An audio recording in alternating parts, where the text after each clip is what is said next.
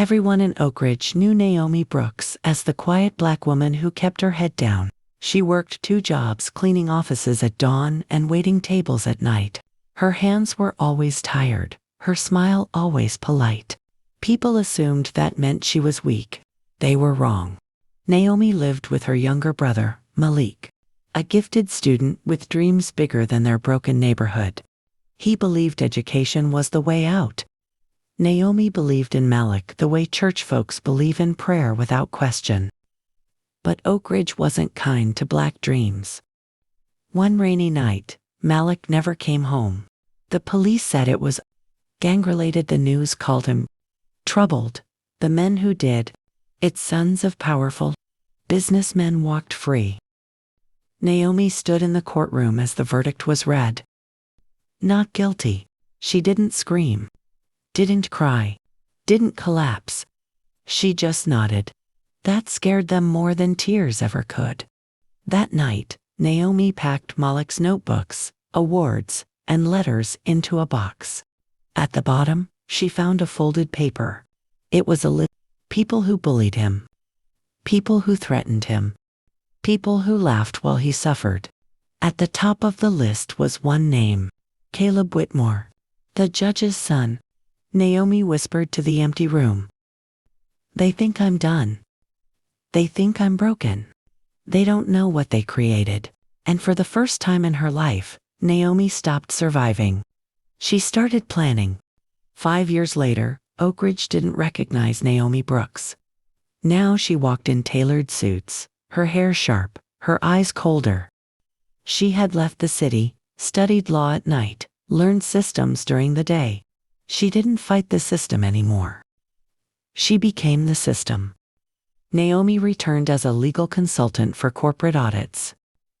Her job, expose financial misconduct. Her first client, Whitmore Industries. Caleb Whitmore sat across from her in the boardroom, laughing, confident, untouchable. He didn't recognize the woman whose brother he destroyed. But Naomi recognized everything.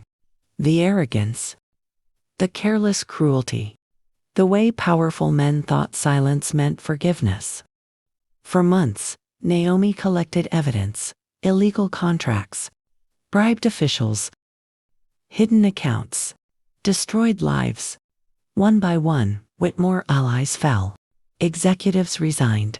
Stocks crashed. Investigations opened. Caleb started unraveling. Late nights, drinking paranoia. Then Naomi requested a private meeting. She slid a file across the table. Inside was Malik's photo. Caleb's face drained of color. Naomi finally spoke the words she'd waited years to say. You took someone from me and thought the world would never notice. So I made sure the world noticed you. Caleb stuttered, begged, threatened. Naomi stood up calmly. Oh, this isn't revenge, she said softly. This is accountability. And she walked out. But justice wasn't finished. The trial shook the city. This time, cameras didn't lie. Documents didn't disappear. Witnesses didn't vanish. Naomi had learned how power works and how to dismantle it. Caleb Whitmore was convicted. His father lost everything. Oak Ridge watched the untouchables fall. Outside the courthouse, reporters surrounded Naomi. They asked, "Why did you do it?" Naomi looked straight into the cameras.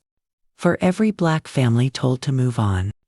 For every mother buried under silence. For every dream labeled disposable. She paused. My brother deserved a future. Years later, Naomi opened a scholarship fund in Malik's name. Kids from Oak Ridge walked into classrooms instead of courtrooms. Naomi never smiled for revenge. She smiled for justice.